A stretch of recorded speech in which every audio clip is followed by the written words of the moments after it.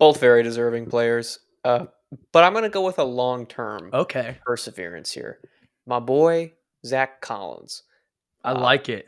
he has had the roughest time the past like 3 or 4 years. And for Mm-hmm. him to not get discouraged, to continue to rehab, to get a contract with the Spurs that was really team friendly. Like we could have waived him. Yeah, Greg. White King. We could have waived him pretty much at any time without any guaranteed money. And he didn't let that get him down. He was basically hurt when we signed him. He overcame that injury. He rehabbed. He played in the G League. He didn't fuss about having to go back to the G League for a little bit. He came back to the Spurs. He was put through hell in a handbasket those first couple months where he was just ragdolled and pushed around. He would play 3 minutes and have 6 fouls. Yeah. And he had every reason um, to basically to say, okay, I'm done. Whatever. I'll forever be just a third string center.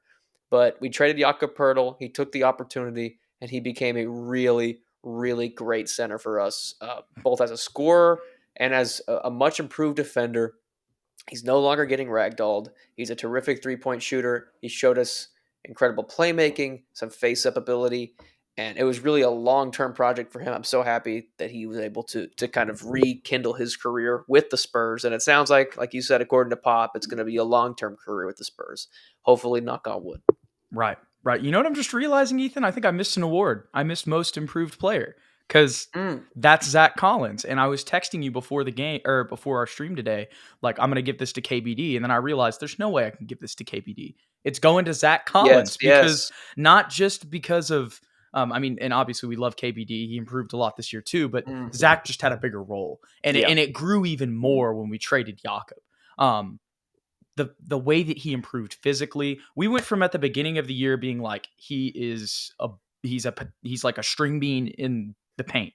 We were basically saying that at the beginning of the year to saying he can hold his own and he was blocking shots, started to become a little bit of a shot blocker at the end of the Mhm. season. So the way that Zach has improved just his entire offensive game, scoring at all three levels. We've seen mid-range jumpers. We know he has the post game that really showcased at the end of the year. And then, of course, his three-point shooting on top of the fact that his interior defense and I would say even glimpses just his defensive stance on the perimeter Yeah, has you're right. gotten better as well. So I know I just basically said every part of his game there, but Yeah. that's the point. And that's kind of the Spurs development. Also, his passing ability. Haven't mentioned that either. We saw a lot more 5 assist games in the second half of the year.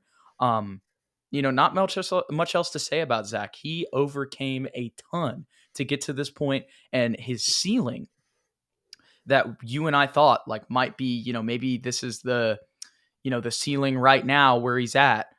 Like I said, with what Pop was insinuating, it seems like that's a lot higher. So I love what I saw from Zach this year, and I'm excited to watch him on the Spurs moving forward. And about to get a bag.